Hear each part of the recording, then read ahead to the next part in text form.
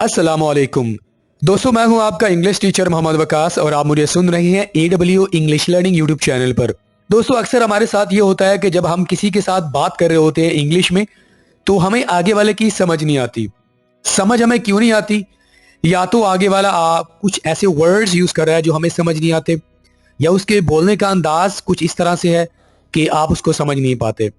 तो इस सिचुएशंस में इंग्लिश में हम कुछ सेंटेंसेस का इस्तेमाल कर रहे होते हैं ताकि आप बात को अच्छी तरह समझ सकें। तो इसीलिए आज की वीडियो लेसन में मैं आपके लिए लेकर आया हूं 25 इंग्लिश फिक्रात जिनको आप यूज कर सकते हैं जब आपको कोई बात समझ ना आए। तो चले दोस्तों, हमारे आज के लेसन का आगाज करते हैं। नंबर 1, व्हाट, या आप ये कह सकते हैं आई एम सॉरी व्हाट। दोनों को मिलाकर भी हम बोल सकते हैं I am sorry what, I am sorry what. जब आपको कोई बात समझ नहीं आती तो आप आगे वाले को क्या कहते हैं? I am sorry what. Example के जरिए हमें सही समझ आएगा। He is deceiving you. अगर आपको कोई बताए वो आपको धोखा दे रहा है तो आप बोलेंगे I am sorry what, I am sorry what. आप बेसिकली क्या कहना चाह रहे हैं? माफ करना, मुझे आपकी बात समझ नहीं आई, फिर से बोलना। ये पहला फ्रेज है। नंबर 2, व्हाट डिड यू से, व्हाट डिड यू से। तो आप कब इस्तेमाल करेंगे इसको? आपको जब कोई बात समझ ना आए, किसी ने कोई बात की, वर्ड्स ऐसे यूज किए, मीनिंग आपको समझ नहीं आया, तो आप इसका यूज करेंगे। एग्जाम्पल देखते हैं, समझ आ जाएगा। किसी ने कहा he is not a good man, तो आगे से आप बोलेंगे व्हाट डिड यू से, व्हाट डिड यू से। तो जब आप आगे वाले को ये कहना चाहते हैं कि मुझे आपकी बात समझ नहीं आई, फिर से रिपीट करें, तो आप बोलेंगे व्हाट डिड यू से। Number 3, What was the last word? ये तीसरा तरीका है जिसे आप यूज कर सकते हैं जब आपको कोई बात समझ ना आए। What was the last word? Example देख लेते हैं। I'm not giving you money. आगे से आप बोलेंगे What was the last words you said? What was the last word you said? यानी मुझे आपकी बात समझ नहीं आई। तो आप बेसिकली आगे वाले को कह रहे हैं कि इसको क्या करें, सही तरह से बताएं, मुझे आपकी बात की समझ नहीं आई।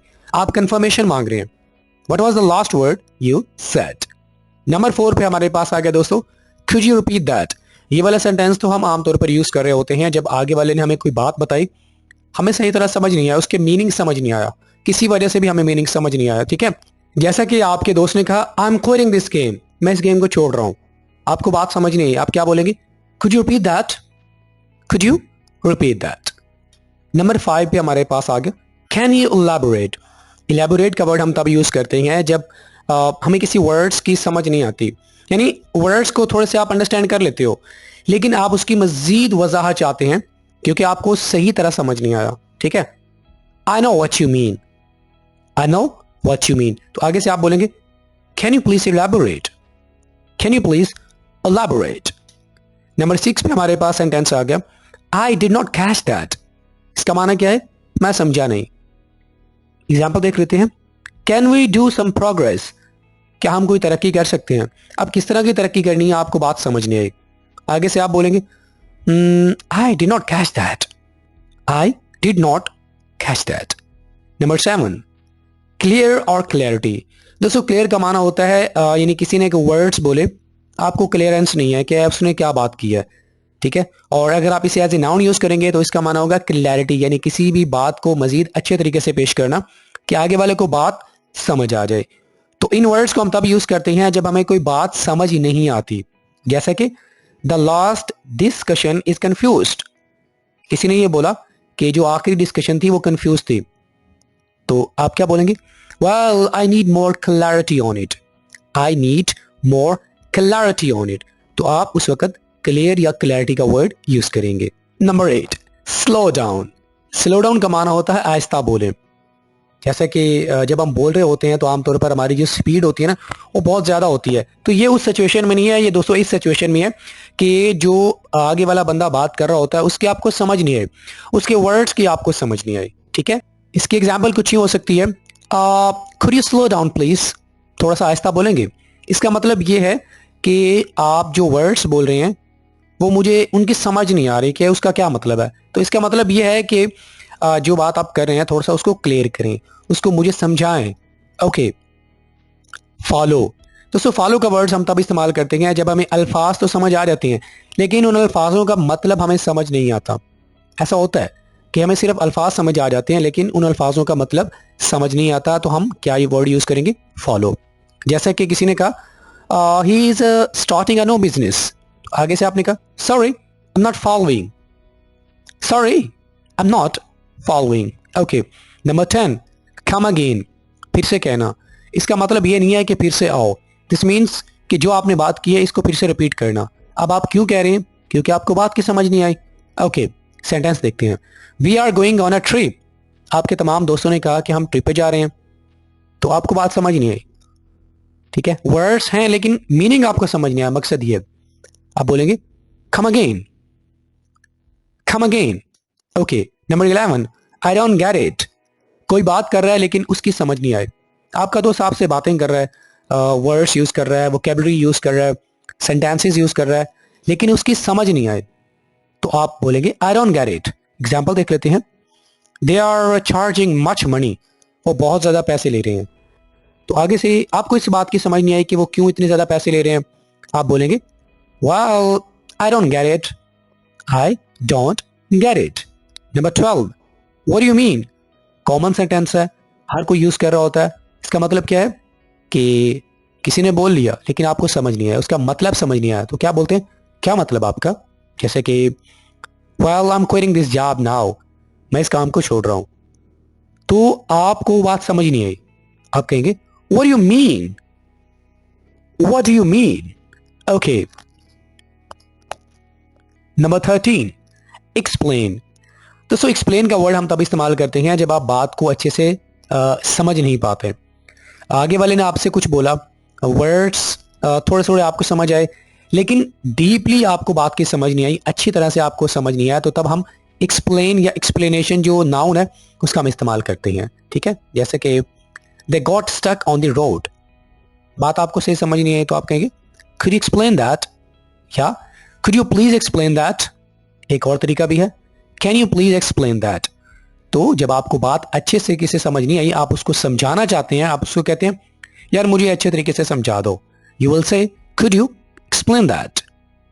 Number 14, that doesn't make sense, बात को समझ लेना, यानी आपको बात समझ आ जाती है लेकिन ये पता नहीं कि क्यों कहा गया। ये आमतौर पर होता है दोस्तों कि आपको बात तो समझ आ जाती है लेकिन आप इस बात को नहीं समझ पाते कि इस बात को कहा क्यों गया है।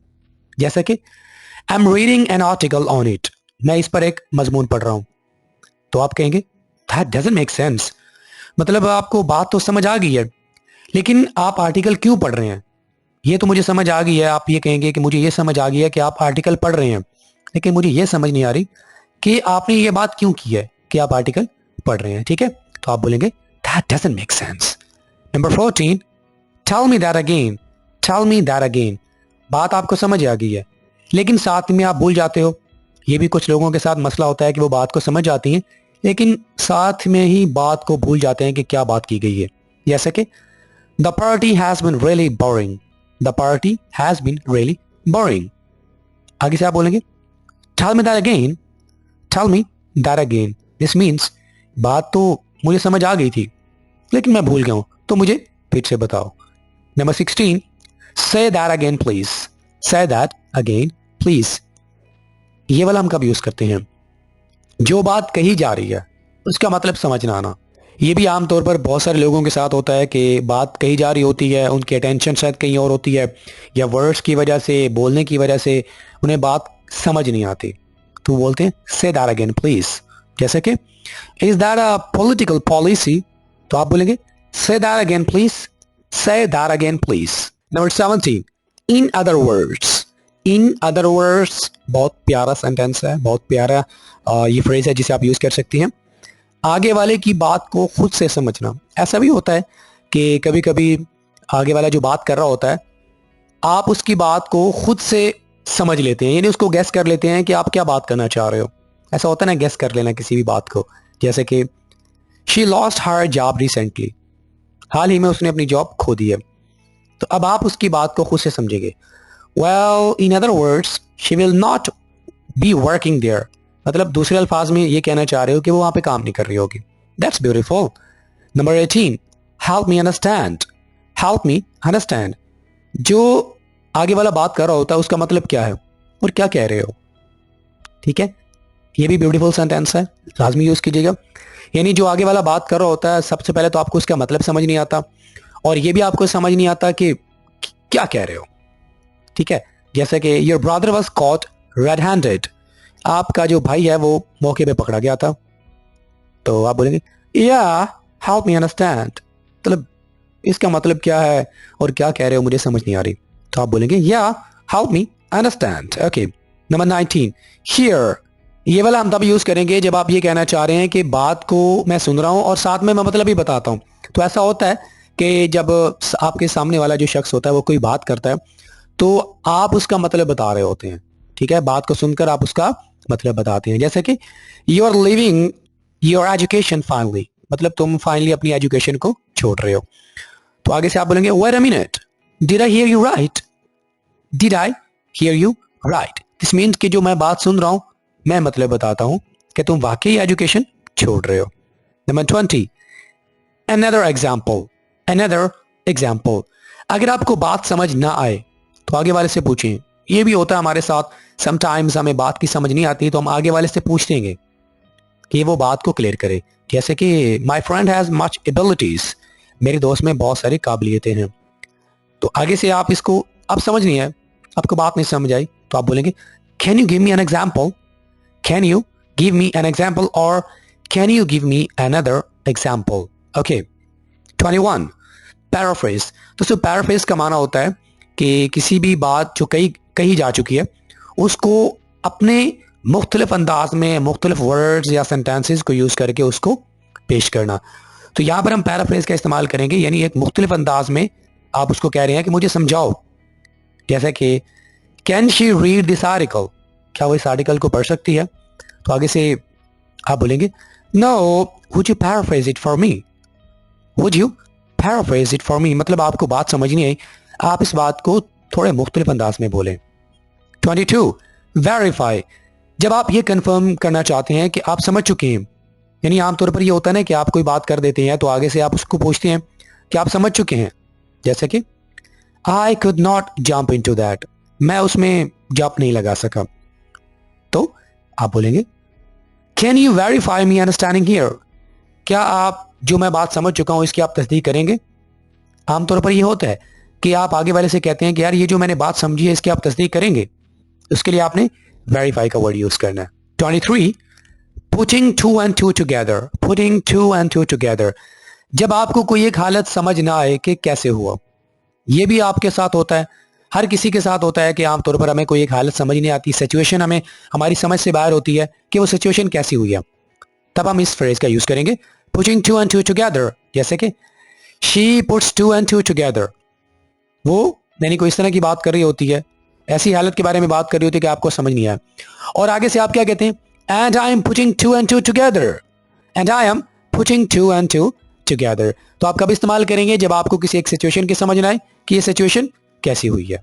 25 need some time to think, this is another amazing sentence जिसे हम यूज कर सकते हैं जब हमें कोई बात समझना है। इसका इस्तेमाल हम कब करेंगे, जब आपको बात समझ आ गई लेकिन सोचने के लिए वक्त चाहिए। ऐसा होता है ना दोस्तों आपके साथ कि आपको बात समझ तो आ जाती है लेकिन आप चाहते हैं कि थोड़ा सा आपको टाइम दिया जाए ताकि आप उस पर सोचें कि आगे वाले ने क्या बात की है।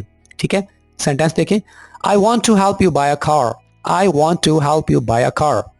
तो यहां पर आपको बात समझ नहीं आई तो आप बोलेंगे well I need some time to think about it, well I need some time to think about it, मतलब बात आपको समझ आ गई है लेकिन मुझे सोचने के लिए वक्त चाहिए।